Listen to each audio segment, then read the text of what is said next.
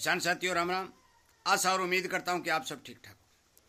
साथियों, आज हम चर्चा करने जा रहे हैं गोजालट के बारे में। और आप सभी को पता है कि राजस्थान के क्षेत्र के अंदर जहां जहां बिरानी क्षेत्र है, जहां फुहारों का सिस्टम है, वहां पर गोजालट ने अपना आतंक मचा रखा है। चाहे मूंगफली की फसल हो, चाहे मूंग की फसल हो, चाहे नरमा कपास की फसल हो, हर फसल के अंदर इस लट ने इतना भारी आतंक मचा रखा है कि रातों रात खेत खाली होते जा रहे हैं। साथियों, मैं इसका इलाज बताने जा रहा हूं। और इलाज बताने से पहले मैं आपको यह बात बता देना चाहता हूं कि मैं काफी समय से, लगभग 2 वर्ष से, किसानों को जागरूक करने का प्रयास कर रहा हूं। किसानों को यह बताने की कोशिश कर रहा हूं कि आप इस बीमारी को आने से पहले रोकने की कोशिश करें। वो कहते हैं, एक कहावत है कि होली पछे घाघरो मार कसम का सिर में। साथियों, जब बीमारी फैल जाती है, आपका नुकसान हो जाता है, उसके बाद आप हजारों रुपए की दवाई उसके अंदर डालते हैं। कभी फंगस आ जाती है, अटैक हो जाता है, तो फिर आप भाग दौड़ करते हैं, अनेकों रुपए खर्च करके उस बीमारी को रोकने की कोशिश करते हैं। वो संपूर्णतः नहीं रुकती। यही गोजालट की हालत है, यही गुलाबी सुंडी की हालत है। हर बीमारी को पनपने से पहले किसान को रोकना अति आवश्यक है। साथियों, जब भारी मात्रा में खेत के अंदर गोजालट पैदा होगी या कोई कीड़ा पैदा हो गया, उसको रोकोगे तो बहुत बहुत भारी खर्च आएगा और बहुत पैसा खर्च होगा और उस मेहनत भी बहुत लगेगी।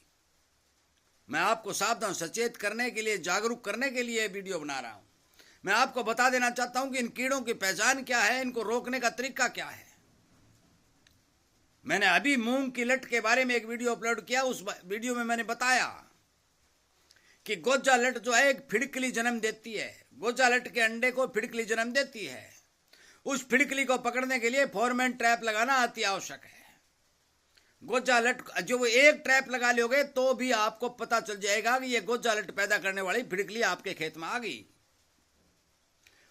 और उसके बाद आप फिड़कली को प्रभावित करने वाली दवाओं का स्प्रे जो है आपके खेत में कर सकते हो, ताकि गोजालट आपके खेत में पनपे ही नहीं। परंतु यदि पनप चुकी है तो आप सभी को पता है कि गोजालट जमीन में कम से कम 5 और 6 इंच नीचे है, क्योंकि फसल की जो जड़ गई है वो 5 इंच तक चली गई है। मूंगफली की जड़ है वो 4 इंच तक चली गई है। अब जब तक आप वो दवाई 3, 4, 5 जड़ के आखिरी ठोस तक नहीं पहुंचाएंगे, तब तक गोजालट नहीं मरेगी। अब ये आपको सोचना पड़ेगा कि इस जड़ तक हम दवाई को किस तरीके से पहुंचाएं। और इसीलिए मैं कहता हूं कि जब भी जमीन की बिजाई करो, खेत के अंदर बुआई करो, अनाज को की बिजाई करो, तो आप अपने जमीन को स्वस्थ करो। भारी मात्रा के अंदर गोजालट के अंडे जमीन में होते हैं और आप बिजाई कर देते हो, और बिजाई करते ही वो अंडे पनप करके जो काफी मात्रा में जो है वो गोजालट खेत के अंदर पनप जाती है और आपका भारी नुकसान हो जाता है। मैंने फंगस को कंट्रोल करने के लिए आपको ये बात बताई कि आप सरसों की खड़, अरंडी की खड़ हो, चाहे नीम की खड़ हो, यदि खड़ नहीं मिलती है तो कार्बोडिजम 50% ले लो और आधा किलो लेकर के किसी मिट्टी आदि में मिला करके बिजाई करने से पहले उस खेत के अंदर बुखेर दो, तो आपकी फंगस कंट्रोल होगी। जिस खेत के अंदर गोजालट है, आप किसी भी प्रकार का जहर ले लो, कोई कंडीशन नहीं।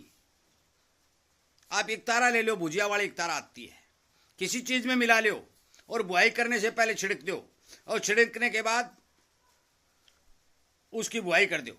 बुआई करोगे तो जहर जमीन में जाएगा और वो पनपते ही लट जहर के संपर्क में आएगी और वो मर जाएगी।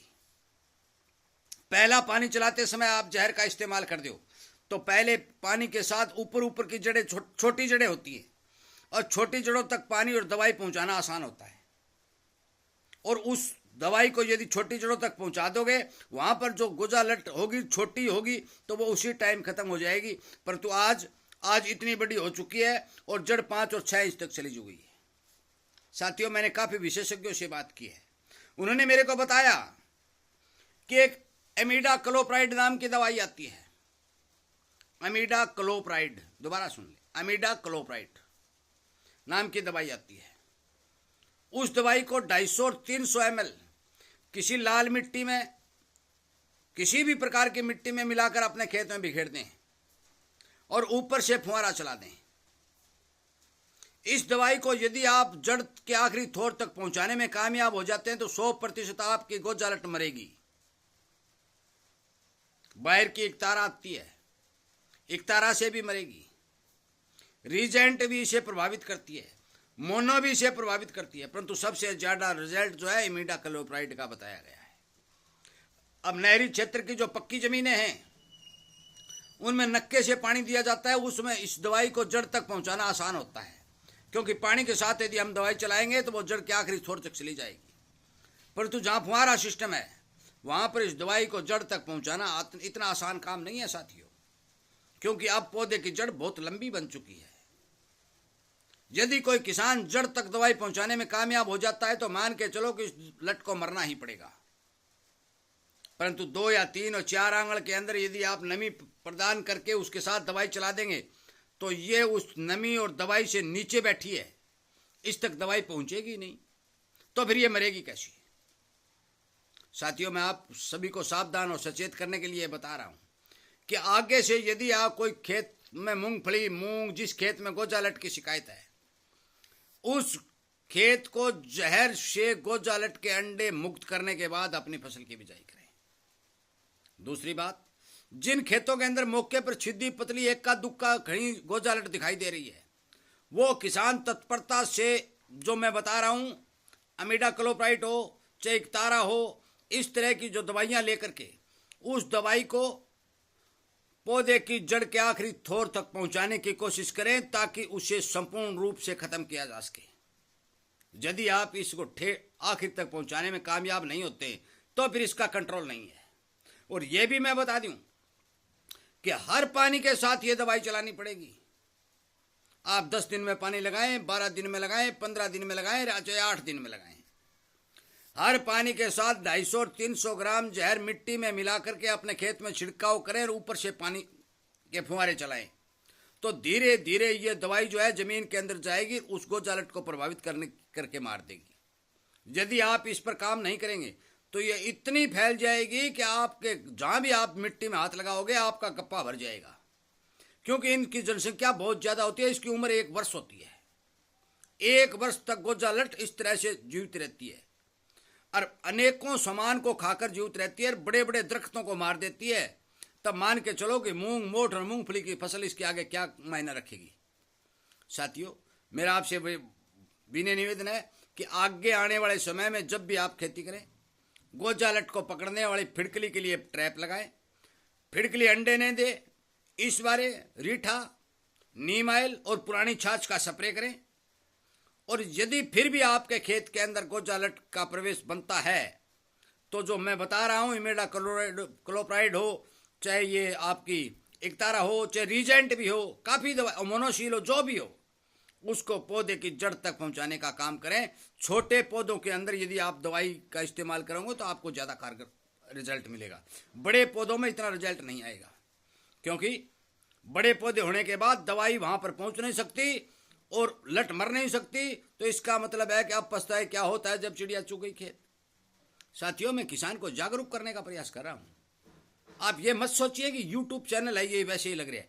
मेरा मतलब है किसान को एक एक बात की जानकारी मिलना।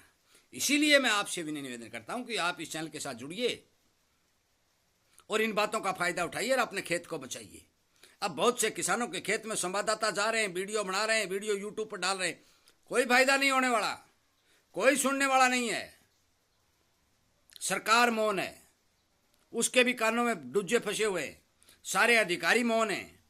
कृषि अधिकारी कहीं, मुझे कृषि अधिकारियों का टीम दल कहीं राजस्थान के किसी भी क्षेत्र में दिखाई नहीं दिया। किसी भी क्षेत्र के अंदर गोजालट का ट्रेनिंग देने के लिए किसानों को प्रोत्साहित नहीं किया गया। गोजालट की ट्रेनिंग देने हरियाणा के अंदर गुलाबी सुंडी का अभियान चलाया जा रहा है। गुलाबी सुंडी को इस तरह रोका जा सकता है। राजस्थान के अंदर भी गुलाबी सुंडी रोकने का अभियान चलाया जा रहा है। गोजालट को रोकने का अभियान सरकार क्यों नहीं चला रही है? सबसे बड़ी विडंबना है कि हमारे अधिकारियों के कान पर जूं नहीं रेंग रही है और ना ही वो सरकार तक ये बात पहुंचाना चाहते हैं। मेरा आपसे बड़ा विनय निवेदन प्रार्थना है कि मेरे इस वीडियो को सरकारी अधिकारियों तक पहुंचाएं और मैं चाहता हूं कि आप भी 10, 5, 20 लोग टीम बना करके अधिकारियों के दफ्तर में जाए और उन्हें यह मजबूर करें कि गोजालट को रोकने के लिए किसानों को ट्रेनिंग दी जाए। और जब ट्रेनिंग मिलेगी, इन बातों की किसान को जानकारी होगी, तो किसान जागरूक होगा और गोजालट से छुटकारा पा सकेगा। अन्यथा राजस्थान का बहुत बड़ा एरिया गोजालट की चपेट में आ जाएगा, फसलें खत्म हो जाएंगी, खेत खत्म हो जाएंगे। यह सच्चाई है साथियों। मैंने मोटी मोटी बातें आपको गोजालट को रोकने के लिए और गोजालट से बचने के लिए बताई। इन्हीं बातों के साथ मैं आपसे विनय निवेदन और प्रार्थना करूंगा कि आप इस वीडियो को ज्यादा से ज्यादा, यदि आप अधिकारी हो तो नहीं जा सकते, पर तो शेयर करके पहुंचा तो सकते हैं। मेरे इस वीडियो को अधिकारियों तक पहुंचाने की कोशिश करें, सरकार तक पहुंचाने की कोशिश करें, ताकि गोजालट नामक बीमारी को राजस्थान की धरती से खत्म किया जा सके। यदि कोई किसान अपनी फसल के जड़ के आखिरी छोर तक इस दवाई को पहुंचाने में कामयाब हो जाता है तो उसे फायदा होगा, परंतु हर पानी के साथ देना पड़ेगा। डोज मैंने बता दी, 250 और 300 ग्राम प्रति बीघा। हेक्टेयर की बात करते हो तो 1 किलो प्रति हेक्टेयर के हिसाब से मिट्टी के अंदर मिला करके अपने खेत के अंदर बखेर दें, ऊपर से फुहारा चला दें। यदि बरसातें हो जाती है तो और फायदा होगा। वीडियो सुनने के लिए, लाइक और शेयर करने के लिए मैं आपका धन्यवाद करता हूं। उम्मीद करता हूं कि आप जरूर इस वीडियो को आगे से आगे पहुंचा करके किसान हित में काम करेंगे, किसान को जागरूक करने का काम करेंगे और किसान की मदद करने के लिए अपने हाथ आगे बढ़ाएंगे। जय हिंद।